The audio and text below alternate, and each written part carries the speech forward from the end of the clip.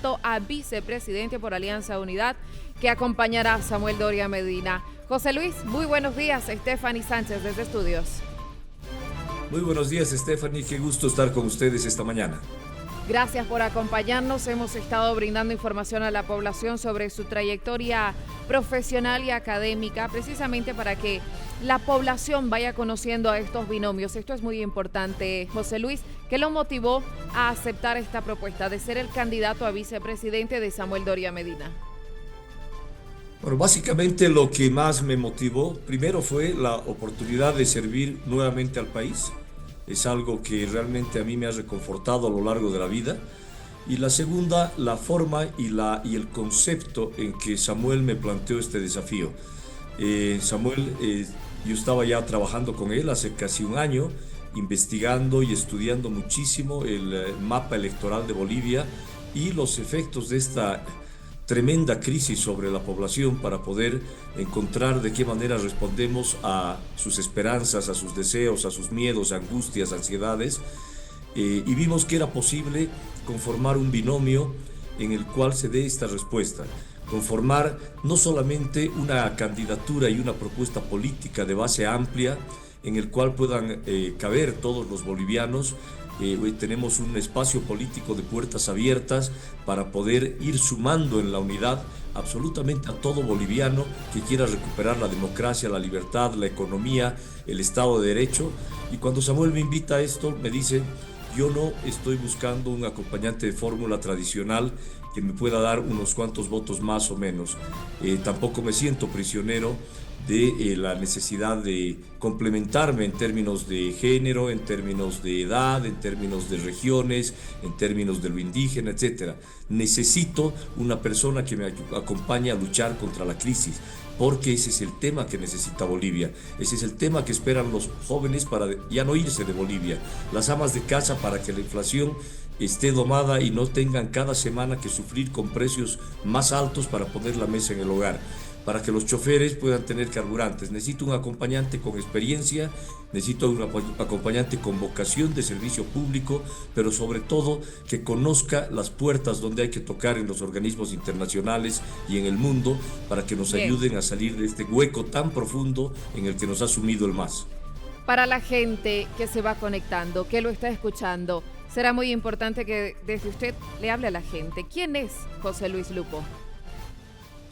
Bueno, yo soy un profesional de clase media que nací en Santa Cruz, en la provincia, de la provincia de Santa Cruz, en Valle Grande específicamente. Viví mi niñez en Valle Grande y después me trasladé a La Paz para estudiar el colegio. En Valle Grande en esa época había solamente primaria, pero me vine a estudiar a La Paz. Estudié en el colegio San Calixto Sehuencoma, viví en el barrio de San Pedro. Terminé el colegio e ingresé a la universidad como cualquier otro joven boliviano, pero el golpe de García Meza de los 80 cerró las universidades por más de un año y migré hacia México. Empecé a trabajar en México para sostener mis estudios, me casé a los 20 años, terminé mis estudios con notas sobresalientes en México, volví a Bolivia por un tiempo, trabajé en la unidad de análisis y políticas económicas, que era lo poco que quedó después de la crisis de la UDP, una crisis inflacionaria sin precedentes que hoy obviamente los jóvenes no recuerdan porque no vivieron, pero que destruyó también al país. Y me fui luego becado a hacer especialización a Estados Unidos en moneda, banca, en producción y manejo de operaciones en la Universidad de en Georgetown University y también en Boulder, Colorado. Después volví a Bolivia y me invitaron a hacer el censo de 1992. Fue el primer censo en democracia. Este censo fue muy controvertido porque no había una cultura censal. El último se había hecho en el año 76. Entonces fue muy duro, me dio mucha exposición pública y el presidente de entonces, Jaime Paz, me nombró a mis 29 años ministro de Informaciones. Ahí tuve una aventura con el poder político porque no era lo mío, yo siempre estaba en la parte técnica y de datos, pero trabajé ahí y luego me fui como economista jefe con Enrique García a la CAF, a Venezuela, durante 5 años.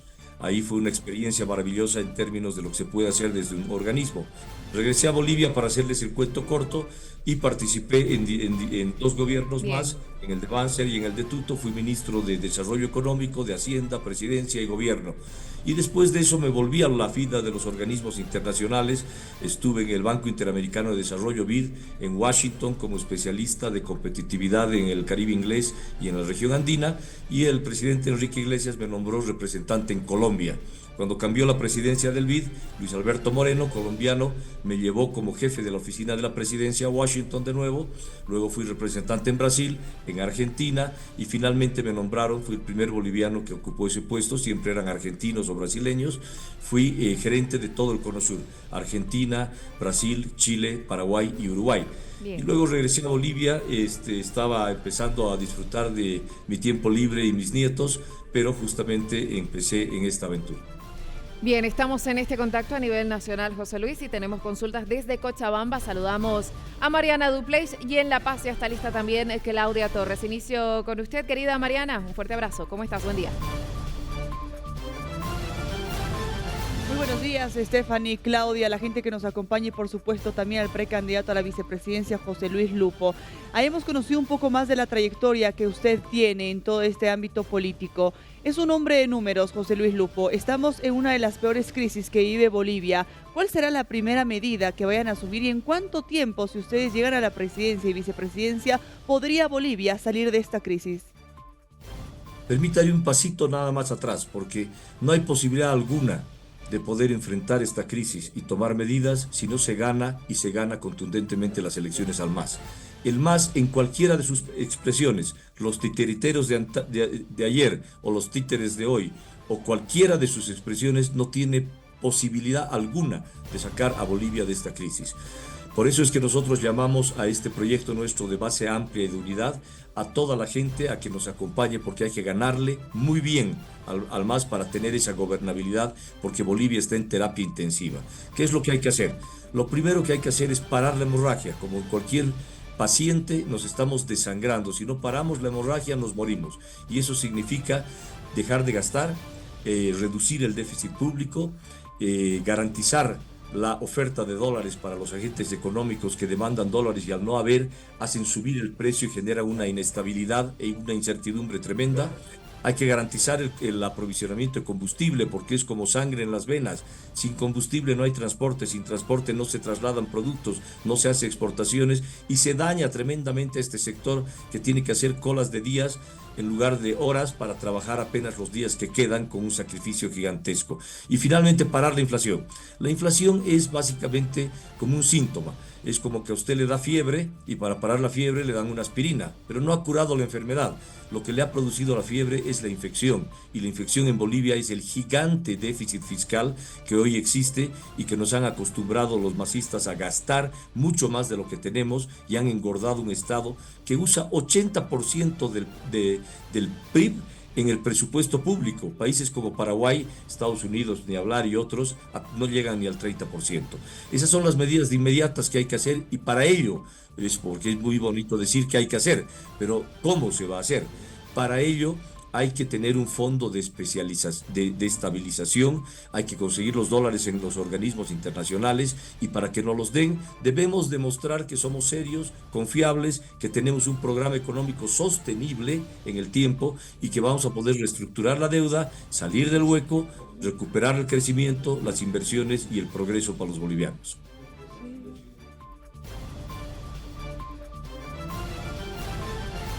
Bien, ahora, es importante también que se le hable a la gente, que se le hable al pueblo boliviano. Si usted está presentando parte de sus propuestas y quería retroceder un pasito atrás y pedir al pueblo boliviano que ustedes ganen las elecciones, ¿por qué la gente debería votar por Samuel y Lupo?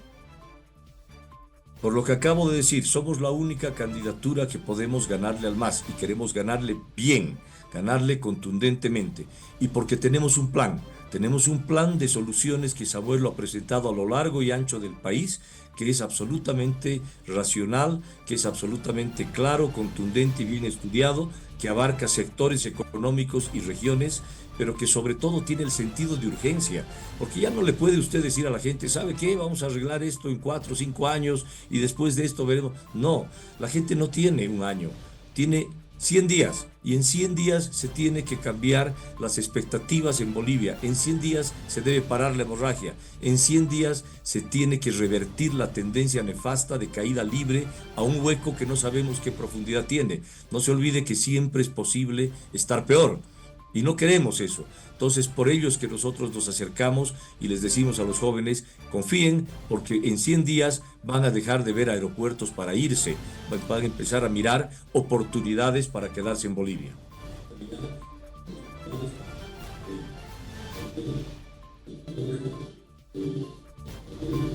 Bien, muy buenos días, José Luis. Claudia lo saluda desde el Mañanero en La Paz. La consulta siguiente, la premisa de la campaña es 100 días.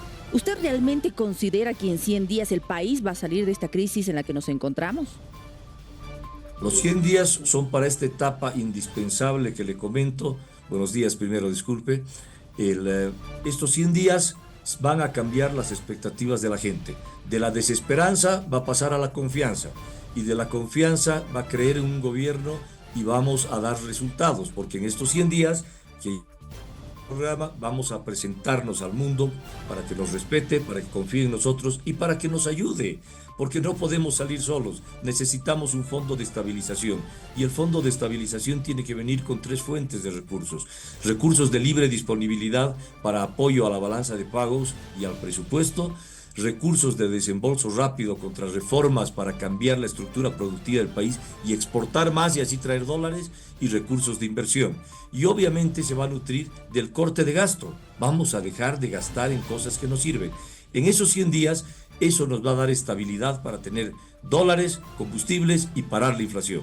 Eso significa que se ha revertido la tendencia, se ha revertido la caída libre y con ello nosotros podemos empezar a programar ya y a implementar la recuperación estructural del país, es decir, traer inversiones para minería, para hidrocarburos, para desarrollar el litio y hacer todo lo que haya que hacer, que va a durar años. Pero esos son los 100 días y ese es el concepto que plantea Samuel. En base a esto, ¿cómo sería un programa de estabilización creíble? Un programa de estabilización creíble interna y externamente tiene que ser así. Internamente la gente tiene que ver que deja de caer en el pozo y tiene que revertir su expectativa. Tengo confianza, hay esperanza y hay luz al final del túnel, hay dólares, hay combustibles y no hay más inflación. Y afuera tiene que ser un programa de consolidación fiscal que nos permita decirle al mundo, mire, yo estaba en una crisis tremenda, estaba gastando 2 veces más de lo que ganaba, pero he renegociado con los bancos, con mi casera, con los proveedores, estoy renegociando mi deuda. ¿Por qué? Porque ahora el déficit, en lugar de ser 10, el próximo año va a ser 7, después va a ser 5, va a llegar a 3 y tengo un proyecto sostenible. Crean en mí, crean en este gobierno, confíen en este programa. Este programa es boliviano, pero este programa boliviano está para ser apoyado por los organismos internacionales. Eso nos da un fondo de estabilización que con lo que renegociemos en la deuda tendríamos alrededor de 5.000 millones de dólares que nos permitiría decirle a la gente, necesitas dólares, aquí están, no van a ser a 6.96. El dólar de 6.96 se fue para siempre. Este gobierno lo convirtió en un fantasma, ya no lo vas a encontrar. Va a ser un dólar, tampoco va a ser 20, no va a ser parte de la especulación, va a ser un precio de equilibrio que permita competitividad al país. Son las palabras del candidato a vicepresidente por Alianza Unidad, José Luis Lupo, a quien le agradecemos por este contacto a nivel nacional. También agradezco el contacto a mis compañeras Claudia Torres y Mariana Duplace. Continuamos con más. Esto es El Mañanero.